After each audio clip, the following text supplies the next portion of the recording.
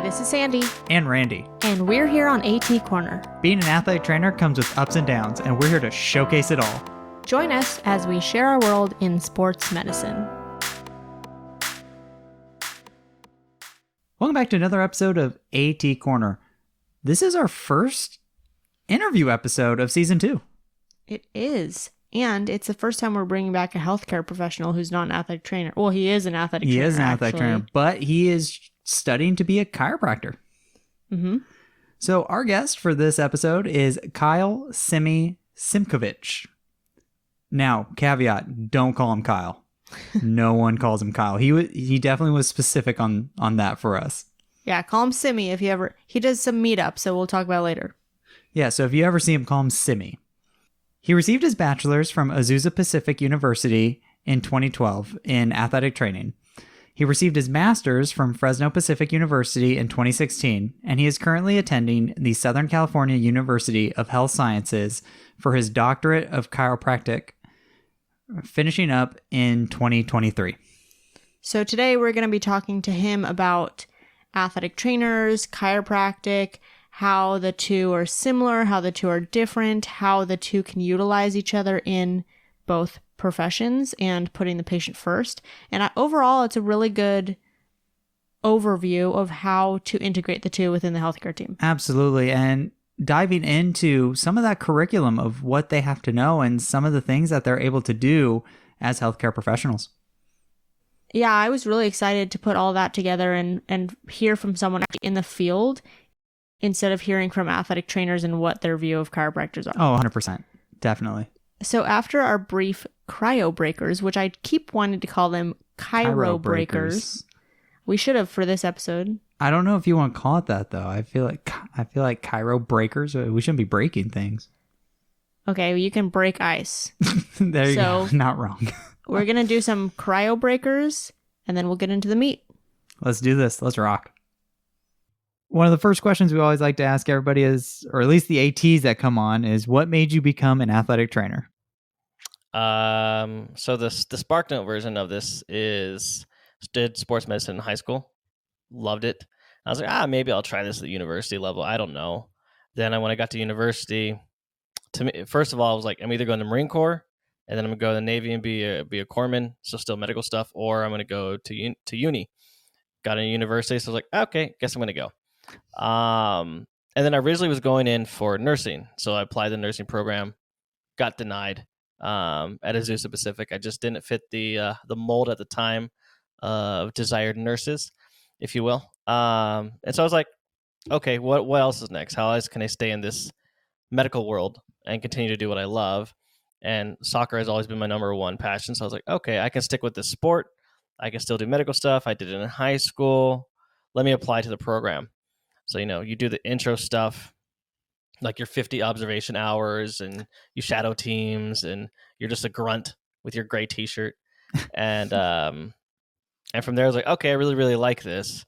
How else can I continue? And then when I got into the program, I just fell back in love with doing everything that ATs do. So that was kind of the origins. How long were you an athletic trainer before you decided to go to chiropractic school? So I graduated 2012 from APU, and then it was 2019 where I decided, okay, this is something I really, really want to pursue. The rhyme and reasons, that's another story, but like it was about, what is that? I don't even know how many years, 7 years, which in retrospect seems like a very, very, very long time. I lived many, many different lives in those 7 years, and lived in like 6 different places. So wow. It's been a wild ride. So going back to kind of what you said, what actually made you become a chiropractor after those 7 years? So I was able to get to my athletic training goal, which was to be in the USL or MLS. So the highest you can do soccer in the United States outside of national team stuff. So I was able to get there, fell in love with it. I realized it is a ton of work, that you get the glory, but you get the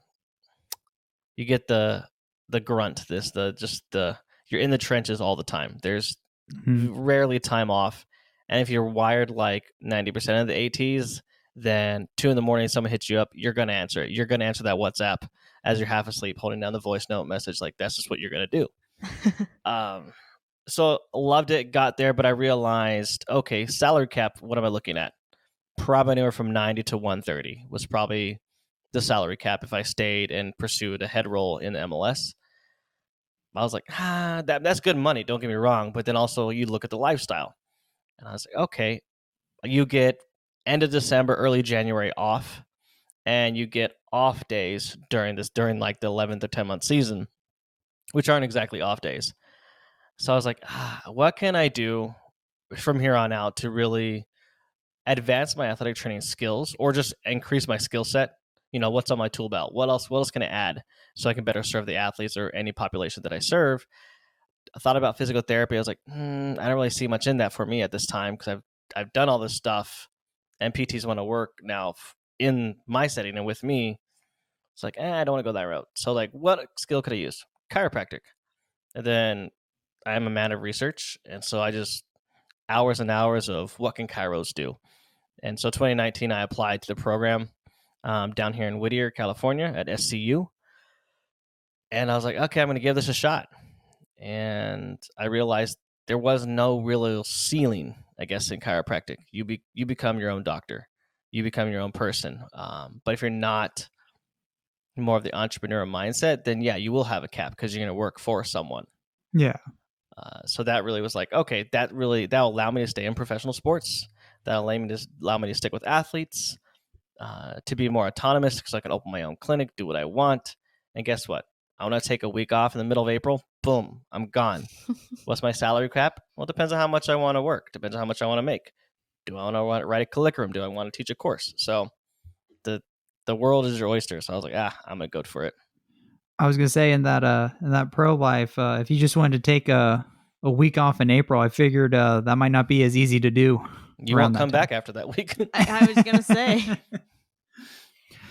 So this one has become very popular, and we've actually got this question ourselves. But what is your athletic training or chiropractic spirit animal? So for our listeners who are new, this is a modality, rehab tool, tape, braces, etc. Any tool of the trade that represents you as a clinician. This is a really good question. I was thinking about this on my drive today. Like, spirit animal. I think I'd be my own genre of textbook. Ooh, okay. I like this. I think I'd be like a PDF laminated manual of condensed AT of like, here's the BS. Okay, this is what you really need, but focus it on a certain sport because it changes per sport. But like, do this crap. I love that you went a completely different route than we've gotten before, because you think tool of the trade, you think something in the clinic, but people don't realize books and textbooks are in the clinic. That's what we use. That's the foundation of our practice.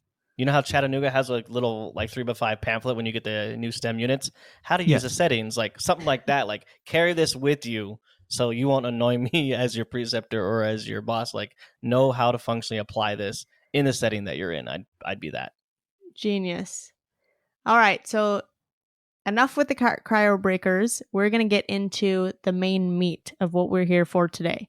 So let's kick our episode off with a story or experience or case study about what pushed you to pursue chiropractic medicine. I think when I was, and I will say that when I was at Real Salt Lake Real Monarchs, I had a great relationship with the medical staff. And once you get higher up into certain levels of athleticism, you see like there is such good value in all the allied health professionals. How do we work in unison for the athlete? How do we work in unison for the patient? Not everybody thinks that way. I know there's a couple ATs out there that think similar to me. I'm like, awesome, let's powwow.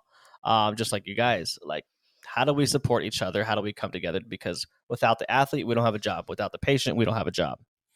So working with the team chiropractor there, I realized, this is truly a skill set that can have immediate benefit to the athlete.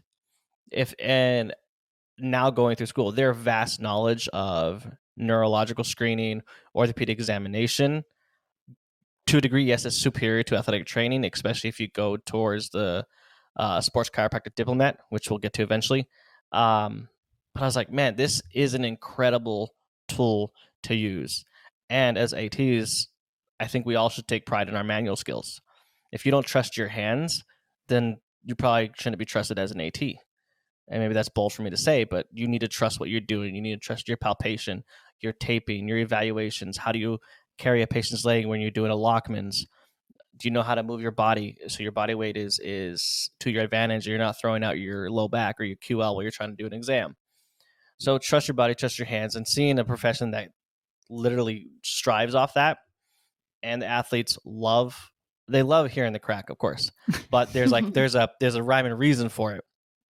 But also there's a rhyme and reason for different neurological movements or checking pathological reflexes that, to me, I was like, oh, now things are clicking.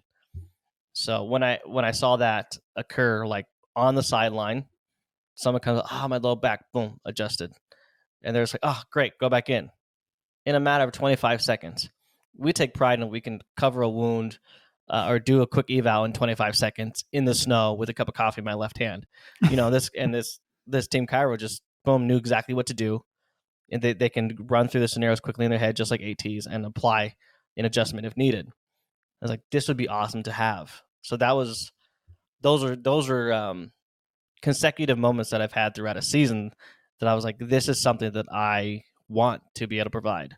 So that was a big driving force in saying this is a good career move for me.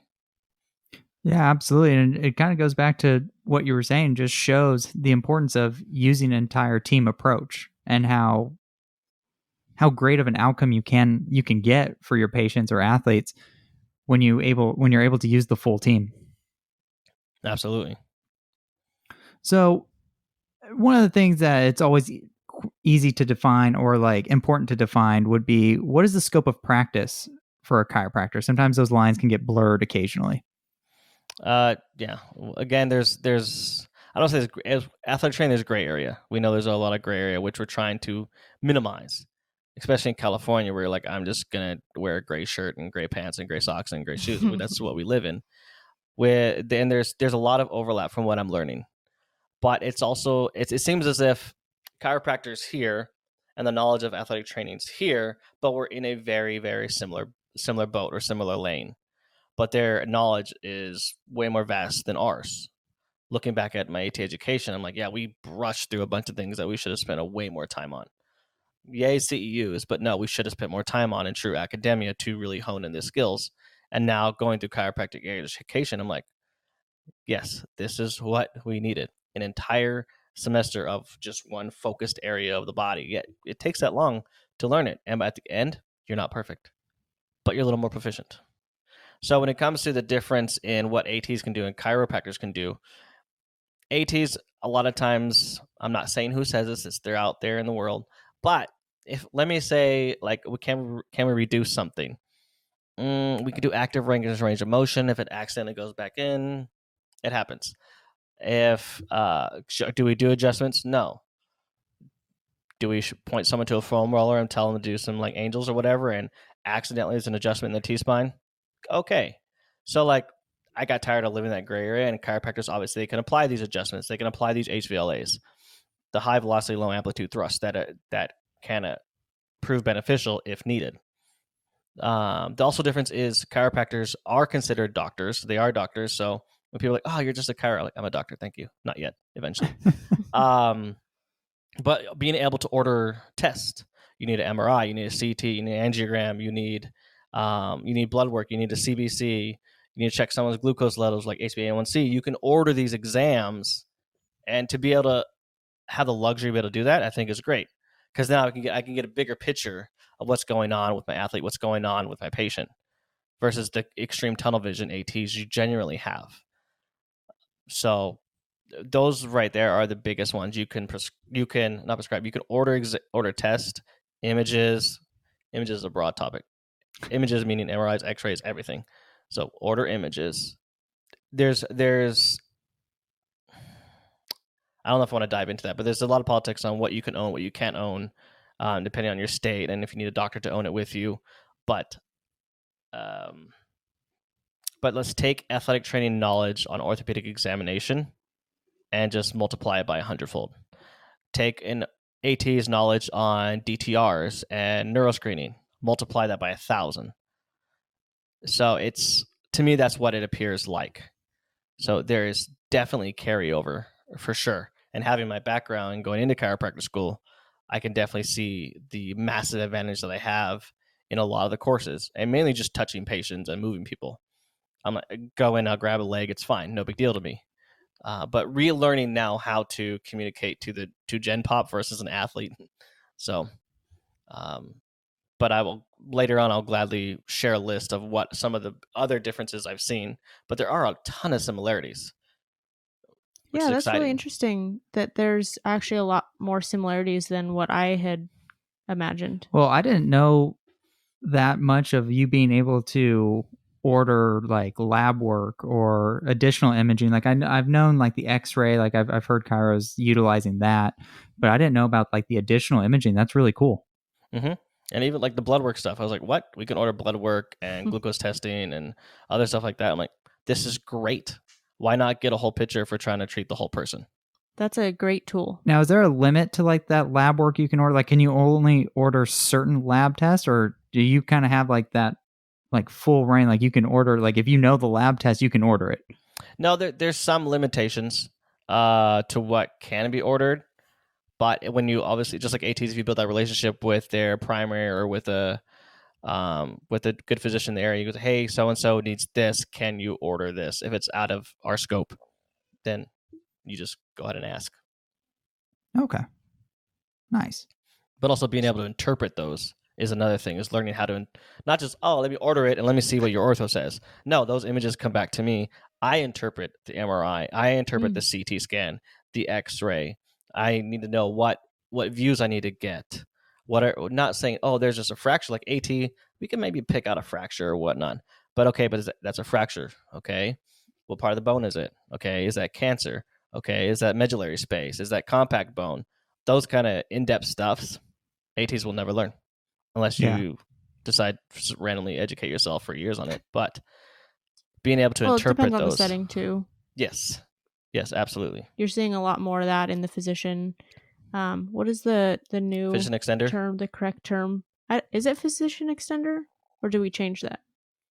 Everything's I'm always not sure. changing. I always Athletic remember it as trainer- that one. Athletic trainer and a physician office. I am obviously not educated on this. So going back into your curriculum, what kind of courses do you go through during your schooling?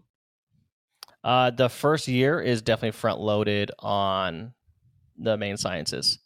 So yes, retaking anatomy, but 2 anatomies: biochem, organic chem, pathophysiology, pharmacology. We had immunization, immunity and infection diseases. What else? There's like 4 pathologies or something we have to take too. So it's not, people get this thing. Oh, you're just going to go learn musculoskeletal. No, we have to learn all the diseases as well. The amount of hours we put in is stupid. For not stupid like stupid, but stupid like it's a lot of hours to put in for learning all the different kind of cancers or learning different tissues disorder that involve the like urinary tract infections. Cool, we know what a UTI is, but in depth, what causes that? Where's the referral pain patterns? Like nephrolithiasis. Okay, what is that? What is involved? So I like it because it was like, okay, it feels like you're learning to become an actual doctor. In AT, I think, I earned the AT license, but here I'm like, I'm earning this doctorate degree with all the sciences. And then after you get through most of the sciences, you'll start a lot of the clinical procedures courses, which are like CP1, CP2, CP3. That's what we call them at SCU. And the first one is general palpation. Knowing your landmarks, which you learned at anatomy, but now can you find them on a patient? You're in gowns, you're matched up with partners in these big rooms with labs, and you're going through all that. So obviously the first couple CPs were fairly easy because palpation I've been doing it for a long time, for 10 years now, whatever. So that came easy. But now I'm in term 6 out of 10. We're a little behind on our CP because of the pandemic. So those we're in CP4 right now, which we're learning SI and low back adjustments. So this is my first term where I'm actually learning adjustments, the process, my body placement. And after that, we take a lot of imaging courses, differential diagnosis courses, also clinical reasoning, and like cultural awareness of patients that you're going to come in that are going to come in and see you, and how do you treat them. The history taking is way more in depth than athletic trainers do. So learning that process, and not just learning it, but the rhyme and reason behind it, and why it can be foolproof, and why you need to do it every single time a patient comes in. Because if you don't, it's a disservice to them, and if you miss something, you're not going to see YA. So it's which in athletic training we have learned is very important. Yes. Get your liability insurance. Oh, Yeah, let's not get sued. yeah, Yes, that's always let's a not. good goal. It's not. So if you talk to like average people, I feel like there's a lot of misconceptions with the actual chiropractor profession and like what they do. What are some of those common misconceptions that you've heard that you could debunk? I think a lot of it is just, oh, you just snap, crack, and pop. There's no real science to it.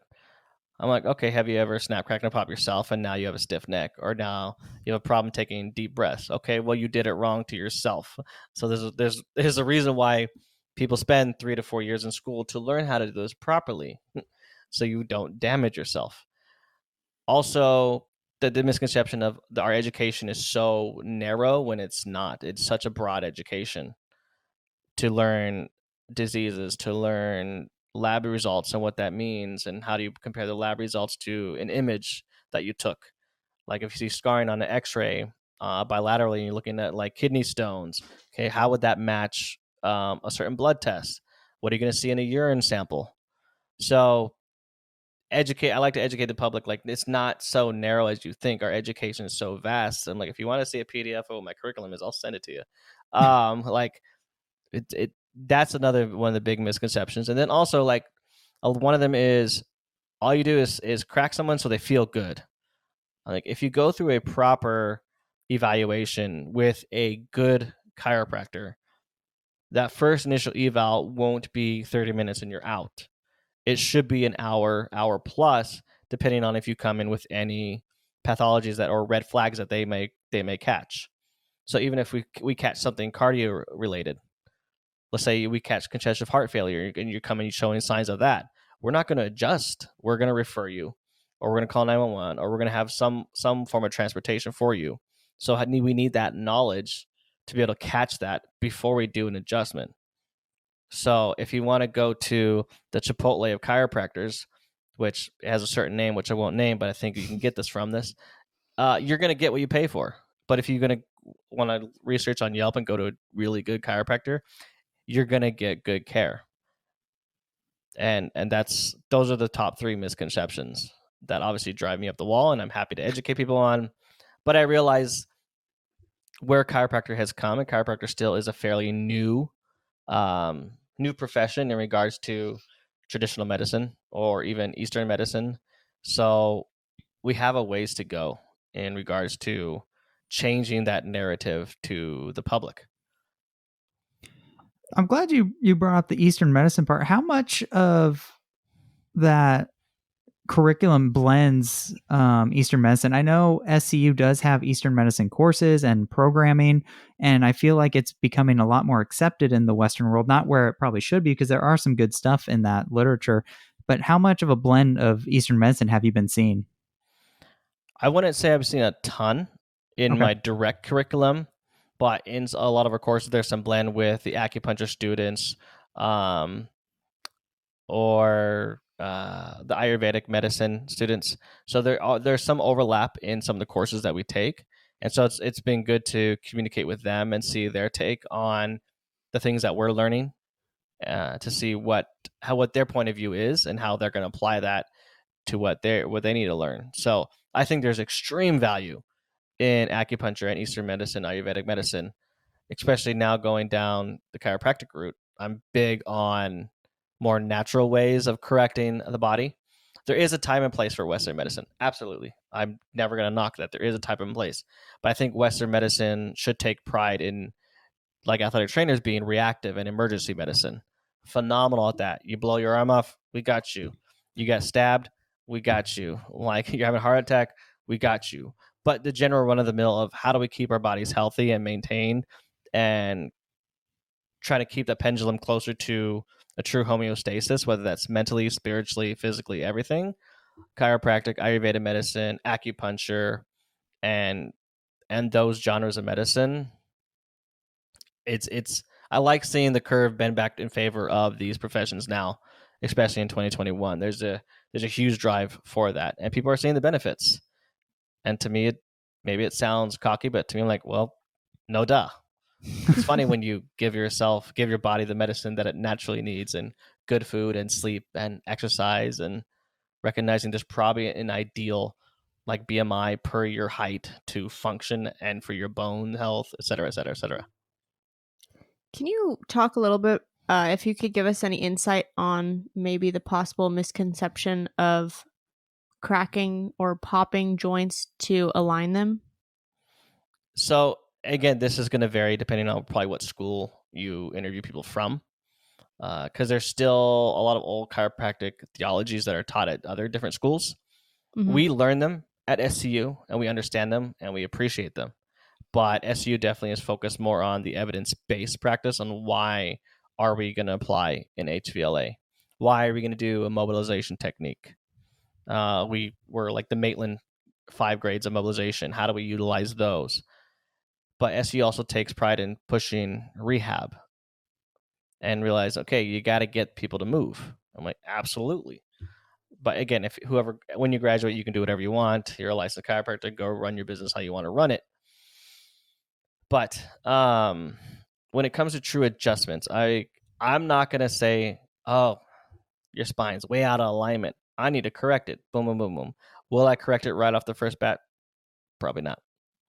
But it's to me, there's a benefit to it over time. So if there is true misalignment, we got to check, okay, is this congenital or is this postural? Are there any other issues, that red flags that we need to look at before we adjust? Okay, what kind of treatment am I going to do here on out? Because the adjustment is going to be good for a moment of time, maybe a 20, 30-minute period post. And usually you'll get a good amount of pain relief. You'll feel a lot better. You can move better. But then what you do immediately post that adjustment, to me personally, this is my own theology, holds a true weight. So just like if you're doing a low, long duration on an ACL when you can't get terminal knee extension and you're missing that 5 degrees, we know how important those last 5 degrees are. So when we do that low, long duration, and now we can get them to actually move through that, what is the exercise we do right after? Like, that matters. Same with the adjustment. If you don't get them to move into that normal range and begin to talk to those mechanoreceptors after adjustment, then to a large part, you're doing it to feel good. There is still science and there's still value in just an adjustment, yes. But there is much more value in teaching the people to move right after. Because then you begin to talk to the joints how they need to be spoken to. And you open that communication again with your brain. Yeah, no, that's definitely true. I mean, I agree. I think that's kind of like one of the misconceptions is that, like you said, it's just all about the snapping, cracking, popping, whereas, that movement afterwards is very important, especially to sustain those outcomes. Absolutely. 100%. So then what it sounds like you've been able to do a lot of different things through your schooling and, maybe you're able to start doing some stuff. What's been the coolest thing that you've been able to do as a chiropractic student right now? I think the network that I've gained simply by being on campus and my personality alone, if I have a question to a doctor and I don't know them, I'm still going to reach out. I'm going to send you a direct message. I'm going to give you a call. I'm going to shoot you an email. I have no shame in doing that. And I'll come up like, I don't know anything. Teach me. Feed me your knowledge. And a lot of chiropractors won't, and that's fine. A lot of ATs won't either, and that's okay. But there's a select few like, oh, you want to chat? Let's do it. So one of my favorite things I've gotten out of chiropractic school is not really the chiropractic education, which sounds negative at the first sight, but I signed up. I know what I got myself into. I'm paying for this education. I know what I need to learn. I know what I got to do before graduation. Okay. But how do I set myself up for financial success is great, but how do I become a great doctor is my thing. And as you guys probably would attest, having a strong network is worth its weight in gold. So the amount of people that have opened up to me and that I've been able to engage with because I'm a chiropractor student now has been great. But the caveat is when they see ATC, LAT, FMSC, and all my other credentials with my undergrad and my master's, and this 10 years of experience as an AT in the professional setting, they're like, oh, no, I really want to talk to him because now he's going to become a doctor, but he has all this other experience. How can we collaborate? And to me, that's been one of the most exciting things, is to have those conversations, meet with those doctors, and realize how little I know about chiropractic and how much more I have to learn about adjustments, about evaluations, about different manual therapies. That excites me, and to do it with people that I choose to be around, that are good energy, and they hold their morality to a high level. Not their skill set is good, and the skill set we know will come and go, and we can always increase. But their morale, and their ethics is such at a high level. I'm like, I want to be around these people, and that keeps me going every day. Of who I get to see, who I get to chat with, and who I get to be the nerd with. That's awesome.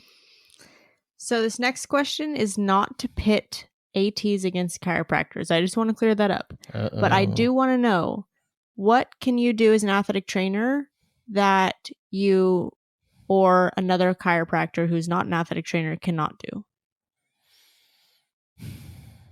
So there's a current debate right now, and I'm not going to give a yes or no or definitive answer, but right now in California, we know where ATs are, and a lot of people are saying ATs can't puncture skin, or ATs can puncture skin, whether that's with suturing, checking blood glucose, or dry needling. Right now, it's up for debate. Chiropractors cannot break the skin, at least here in California, from what I've heard. So if athletic trainers are going to strive in that gray area, they can dry needle, they can suture, et cetera, et cetera, et cetera.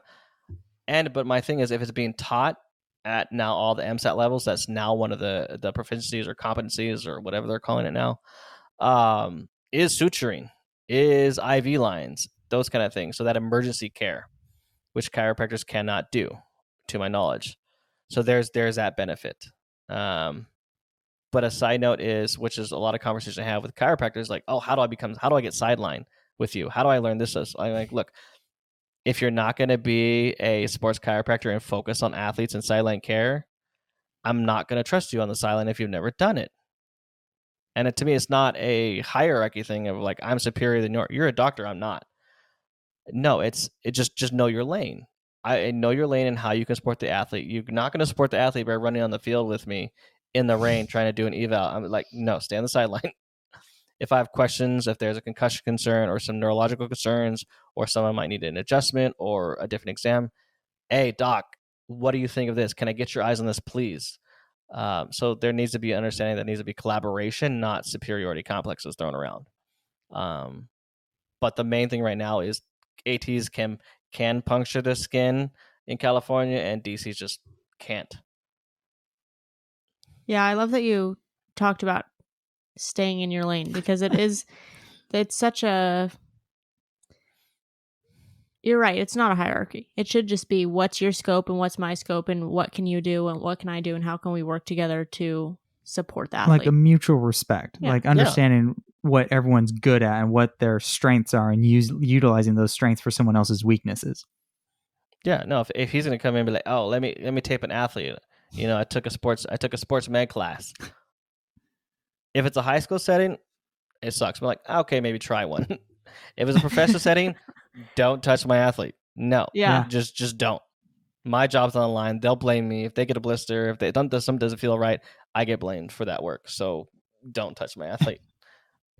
So you kind of touched upon this when you were talking about like on the sideline. When should an athletic trainer refer a patient or an athlete to a chiropractor? Like, what kind of ailments or medical conditions or musculoskeletal manifestations would you see as an athletic trainer and say, you know what, this needs to go specifically to a chiropractor? Chiropractor's changing a lot. So a lot of them are moving towards that functional medicine. Again, hate that word, but moving towards functional medicine, moving towards rehab, strength conditioning. So they understand the adjustment's important, but it's definitely looking more like a gym or a full-on rehab clinic versus the traditional come in, get adjusted, I'll see you in 2-3 weeks, ciao. So the doctors I'm working with, I want them to understand the importance of movement. And so if I let's say an athlete may need some images, but I want to get them some better hands-on care, and I trust the chiropractor that does the rehab adjustments and just all that care and has a good facility to implement rehab more than maybe a high school does. Then I'm like, all right, I'm going to refer you to them. And it's not a knock on PTs. It's like maybe I just have a better relationship with them, and I know they do great rehab work, and they've had their CSCS and they've been doing strength and conditioning for 10 years, and they're a chiropractor. Yeah, some return to play stuff. Yeah, absolutely, go see them. In the meantime, if we're missing a couple degrees of range of motion, or if we feel something that's stuck, I know I hate all these generic words, but stuck. And then if they need adjustment, chiropractor's right there, can deliver the adjustment as needed, and hopefully there's some relief, and now we get back into movement. So to me, it depends on that relationship you have. Also, chiropractors can sit for, I think it's the CCSP. It's like you're like a sports physician, but then you have to sit for your diplomate if you want to be actually called like a, certified sports doctor through chiropractic. I'm butchering the names because I'm learning them. But there's like thousands of people have their like CCSP. There's only a couple thousand that have their diplomate in sports medicine because it's a much more in-depth process, and the hours you have to get, the extra classes you have to take. So those ones are definitely more like, okay, I trust you on the sideline as like a second hand versus just a general chiro just on the sideline just wants to get into the mix. No, if you have your diplomate and you've been doing it for a while, then you probably know a good thing or two. So I would trust you on the sideline for emergency care, for sideline care, for just running the field. I would have a lot more at ease if the chiropractor had that. Okay, so maybe if someone has like a restriction in a joint range of motion and I want them to get with someone who can facilitate them being more hands-on rather than sending to just a physician who can maybe prescribe some medicine or tell them to go to PT, I would use a chiropractor in that. Yep, absolutely. Okay. Absolutely. Because again, if the chiropractor needs images, they can order them. And then if I have a good relationship, I get the images, or the chiropractor can tell me the results with abiding with HIPAA and proper all the release forms. Yes. But having that open chain of communication for the athlete, I'm like, cool. Maybe the athlete doesn't have a primary, but which is a lot of times in lower division colleges or even upper division colleges and high schools, these athletes don't have a primary, or they don't have insurance. So you build that relationship with that chiropractor. Say, hey, can you see Johnny for $45? He can pay cash, and can you do eval? And you have that open relationship because he wants to help the community. Boom, $45. You get a good eval, and if the doc thinks you need images, he'll order them. Or if not, he'll treat you and communicate with me, or whoever the AT is that's referring. So that's how I see that relationship going. Nice. Kind of along that same line of what you're talking about, we'll take the reverse question. How should chiropractors utilize ATs within their practice? I mean, I'm gonna toot AT's horn. We could do a damn lot. So don't feel limited when it comes to hiring an AT. You need a MOB? We got you. Need rehab? We got you. You need all your palliative modalities? We got you still. So how can they be utilized? Depends on the setting of the chiropractor. Again, the same thing with the PT, same with an MD. So if you're a physician extender and you're working for a gynecologist, your scope is going to be, or what you do is going to be a little different than if you work with an orthopedic surgeon. If you're with a PT that works in a very, very small office that has a treadmill and some free weights, rehab's going to look very different than if you're with a PT with a massive facility and all the bells and whistles. So it's same thing with chiropractor. It depends on what kind of clinic they're running and how they want to use you, and what your skill set is. So as an AT, we know our skill set, and if you've taken the time to hone in on your manual therapies and you trust your hands, then we can be used for anything really. But again, my red flag is make sure you don't get overworked as an AT and get hired to do 5 jobs when you're supposed to do 1. Yes. Absolutely. And stay in your lane. Yes. And stay in your lane. That is also important for us as well. Yeah, absolutely. So on every single education episode, at least, we do an action item. It is my favorite part of the podcast because obviously I love action items. So today's action item, can you please tell us what you want the athletic training community, which is our base, to know about chiropractors? Just as I am harping on chiropractors to say athletic trainers. P.S. We should change that athletic therapists like Canada. But just as I'm harping them to say what we are and what we do and to be in our corner, be in the chiropractor's corner. Don't be the AT that's going to speak down on another profession. There's bad apples in every profession. There's bad MDs. There's terrible PAs. There's crappy surgeons, just as there are crappy ATs. But if we really want to have better for the athlete and have better for our own profession, we need to somehow realize that we need to be in each other's corner. So if you need to refer to a chiropractor, refer to them, communicate with them, be in the corner, help them out. If they don't understand truly what athletic training is, talk to them. Yes, I know you're on 72 hours this week and your 20th coffee. That's fine. You can still keep doing it. But I'm making sure that they're in my corner as an AT because I don't have my DC license yet. So I'm like, be in my corner. And when I'm in class, oh, Simi, he's a trainer. I'm a what? Straight to the doctor's face. No shame whatsoever. I'm a what? Athletic trainer. All right, good. We're good. But I built that joking rapport with them so they understand, oh, I messed up. Like, yeah, be in my corner because I want to help you and I want to learn from you too. So it sounds super cliche, but let's throw away our egos and support one another, because if we both work together, the athlete benefits. 100%. Yeah. Yeah, throwing another profession down is not going to raise ours. It's just going to bring us down to their level. So, and I mean, we talk about this all the time. We need to work within the healthcare team. And that's the whole purpose of bringing on different healthcare professionals and learning what is similar, what's different, how we can utilize each other throughout all of this. Yeah. And you have a podcast. We're going to give you some time to go ahead and plug that right now. On the spot. All right. Yes. Coffee Movement Medicine. Started that a while ago, but now it's picking up some steam. I'm excited to post some things, but had some life situations, so I haven't posted more than I would like.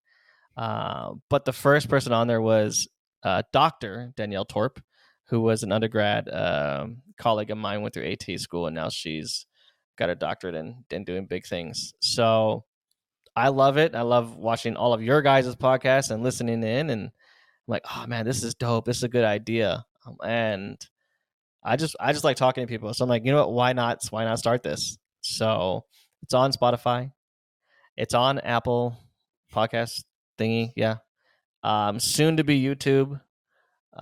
But you can check it out on my Instagram page. There's links there for it at the Mayo Chiro. So go ahead and give that a look if you want.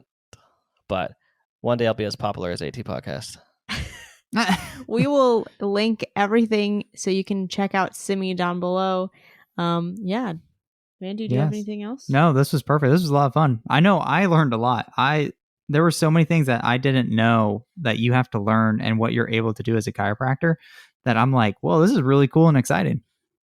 I am pumped to be a DC AT and just hire a bunch of ATs and just change their minds about chiropractic and just work together. I'm excited. And just have your own healthcare team. Oh, absolutely. 100%.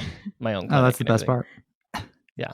So I think one of my favorite things about our interview was the fact that I learned a lot about what they have to know and like what they're able to do. Like there's like, I was telling them, like, I think about 80% of that was new information for me. And I think that's the thing that we don't understand. We athletic trainers, and this is just what I know, because obviously we're athletic trainers, but I feel like in our profession, we get so frustrated when people don't know what we do, but we don't spend enough time learning what other people do. Oh, 100%. So it was really cool to hear that chiropractors can get x-rays or order MRIs or order blood work. The blood work had me tripping out. I had no idea. Like, that was crazy. So anyway, if you guys are new, we have a Facebook group for listeners and athletic trainers. And we if you want to join, it's free. You can go to facebook.com/group/atcornerpodcast. We post a bunch about the show. People post questions for the community, or it's just a good, fun, collaborative workspace. And we're actually going to post about a meetup that Simi is hosting. He does these frequently. So if you're listening to this on time as it comes out, it will be, next week, I think? Yes, that is correct. If you aren't listening to this when it first comes out, which is totally normal, then keep an eye out for any of the meetups. If you are in Southern California, we'll probably be there. Oh, for sure. And then every other episode, if you guys are new, is education or stories. This was an education episode. Next week, we're going back to stories. And if you want to submit your story to be featured in our podcast, you can go over to our Instagram. We usually post a story, an Instagram story that's it's like a call for stories. And I usually put that up in the middle of the week. So keep an eye out for that. After every education episode, I'll post those. And I think that's all the fine print we have for today. Do you have any more? No, that was perfect. Thank you for helping us showcase athletic training behind the tape. Bye.